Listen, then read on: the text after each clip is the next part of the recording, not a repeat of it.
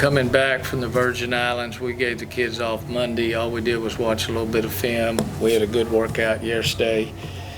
But sometimes you have to give credit to the other team for being ready to play.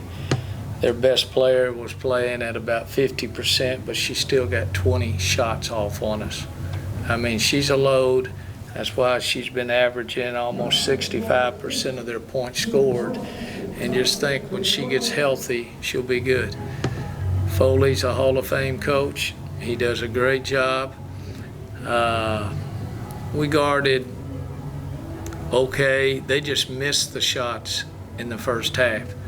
In the second half, they ran their motion offense to perfection, and we just did not do a good job. But if we're answering on the other end, perhaps our defense gets a little bit better. But they were doing a great job of walling up against us, not letting us score at the 5 position. Or we got to realize that was 6'6" stopping us. Wait till the big girls of the SEC come in at 6'4" to 6'6" to 6'7". We've got to have more production at the 5 when we get it in. And I thought we had a lot of touches in there. They did a great job of help defense. We didn't finish.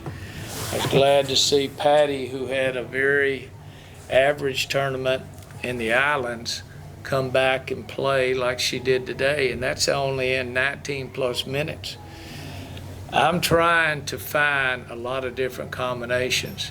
And when they were scoring as well as they could for the mid-range, I had to go basically a single post most of the time to be able to guard that action. And I'll have the same problem against Texas. But our 4s have got to learn how to guard 2s and 3s and 4s on switches. And our 5s have just got to work on finishing inside. Get your confidence that you can do it. If not, be an offensive rebounder, be a great defensive player, we'll do it. Too many times we think Jordan is Supergirl or Superwoman. Sometimes you don't have that good of a game. So your game is to run your ball club instead of needing your 20 points a game, which she could get any night. So I think in the second half, she did a little bit better job of realizing our offense was not working very well.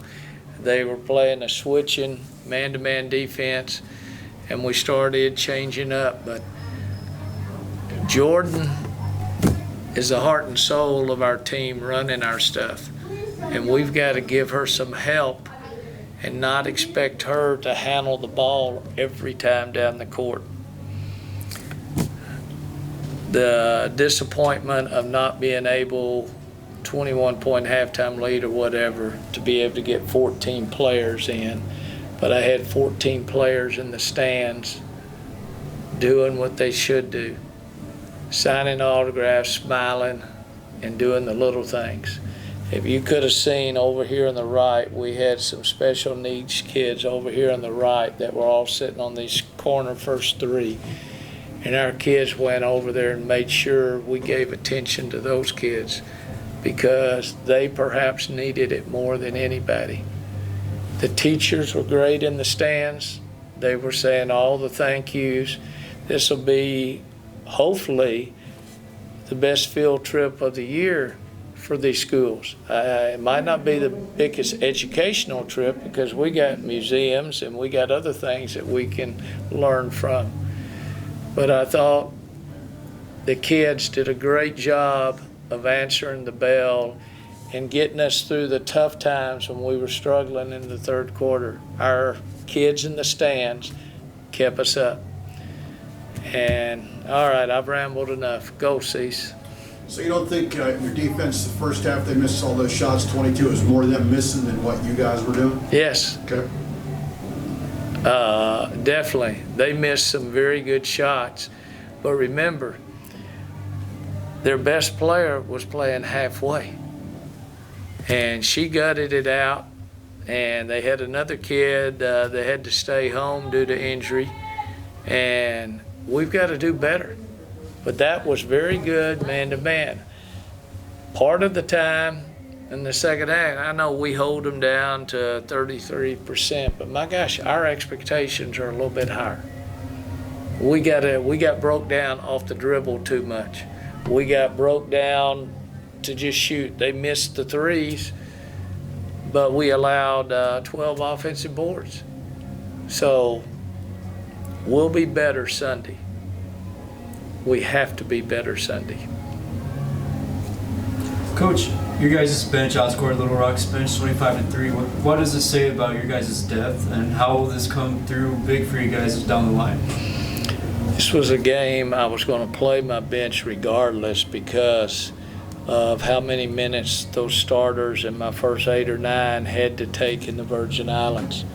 We had no easy games over there, and so we had to play. There's no way I wanted in this ball game to sit there and play Jordan 34 minutes and Kayla 35 minutes. We saved Pitts. I guess that was a great coaching move, bringing her off the bench, but I wanted to see if we could go back and play a larger lineup. I know what Pitts can do. She can be the 14th player off the bench, or she could be the leading scorer of her game. She accepts her role like a true athlete. That's the 12th man or the 12th woman on our team. Whatever role we give Pitts, she will accept that and play well. Hey, Coach, you all started with another small lineup, starting with 3 guards, but as you mentioned, you were experimenting bringing in post players to lock down the inside and also attack in the paint. How key is it for the team to quickly adapt, especially in an up-tempo ball game like the one Little Rock was trying to run today? Yes, it's yes, but remember, we weren't small to start now. 3 guards are always going to start, sometimes 4. When you miss shots early or you settle early, that's when you have to have your bigs in. You got to have a true 4 and a true 5 to be able to get the defensive boards. We won the battle. They got 12 offensive boards somewhat because our defense was forcing them to miss a few shots, so that they just had the energy to go get them. He's never had a long bench at UALR, so he takes what he has to make them better. I had the luxury of having 14 players that were all highly recruited. And who won the battle? I thought Foley did a great job of getting his kids to play up. And at times, we played very well in this ball game. At other times, it was a struggle. But we're going to be pressured for 40 minutes. And this is why I did not need Wells and Nixon playing as many minutes as they had to, because I'll need every one of those minutes from those 2 Sunday and even more out of them. And if we keep turning the ball over against no pressure full court, we're going to be pressured for 40 minutes. Our ball handling and our receiving has got to be a lot better. Can you talk about the challenge of Sunday? The challenge Sunday is all about a rivalry. That's simple. Any sport.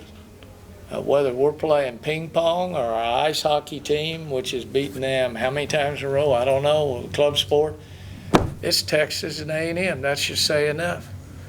And don't be looking around for me for free tickets. If we hadn't earned an 8-0 start and people have not said they can pay $4 and bring 4 kids in free to come to a ball game, then we haven't done our job. Daryl, when you and I used to go out and go door to door those first couple of years, and you'd have that camera, it was heavier back then, and we gave tickets away. And we just begged people to come to our games. Now I want people to come because we've earned it. The sustainability, how good our men's team is playing too. Football is over until a bowl game or until College Station High wins or loses. People need to come out and support basketball at every level now in this community, every level. And that television set is good. I know we want to watch, but we need butts in seats. And it doesn't need, the Texas game, there should be 10 to 12,000 people at that game. This is a no excuse game for the fans, because this basketball team has earned it. The basketball team last year has earned it, 25-3, undefeated at home. We've earned it. Now it's time to come out, and we're going to need every one of you on Sunday. You talked about butts in the seats. You didn't have as many as you probably wanted today, No, but those little guys certainly made a whole lot of noise for you and inspired your team, I'm sure. yeah, particularly in that third quarter when we were struggling, the only thing we were hitting was a free throw every now and then. Those kids are everything to us. Whether we would have won or lost that game, the kids got everything. And I appreciate the schools and the bus drivers for bringing them here. I appreciate our marketing department for doing all the work beforewards, because that's hard to do. I would have liked for more of my season ticket holders to be in here, because too many times they gripe about our regular students not coming to the game. But when I got 4,000 elementary school students and they think it might be a little too loud from them, that's what grandkids are all about. We all have them. We love the noise. I want people to come out. Remember, it's a no excuse Sunday. Go to church, come to game. No Cowboys, no Aggies on football.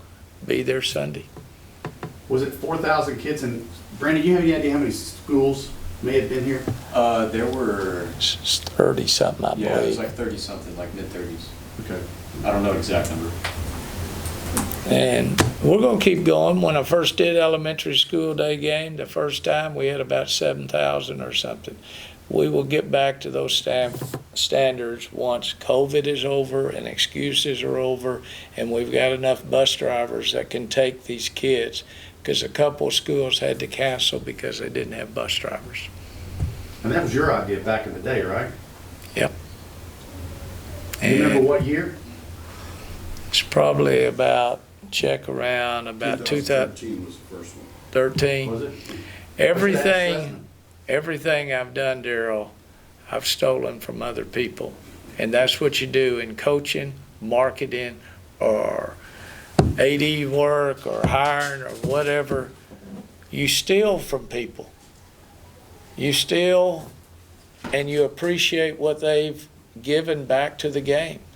And I didn't invent this game. Naismith did way back, but I guarantee you it probably took a woman to figure out how to cut that hole in that peach basket for the ball comes all the way through. So it was probably a woman saying, I want to play too. And I'm happy for us. I'm happy to be able to entertain the fans that were here. Was one of Wells and Pitt's better game for shot selection? Yep. I think Wells had a couple of other very good shots. They just didn't go in. Their defense was banging us good. Can you score with contact? Can a receiver get another 5 yards after contact? That's what we have to do a little bit better, because their defense reminded me of South Dakota's over the island.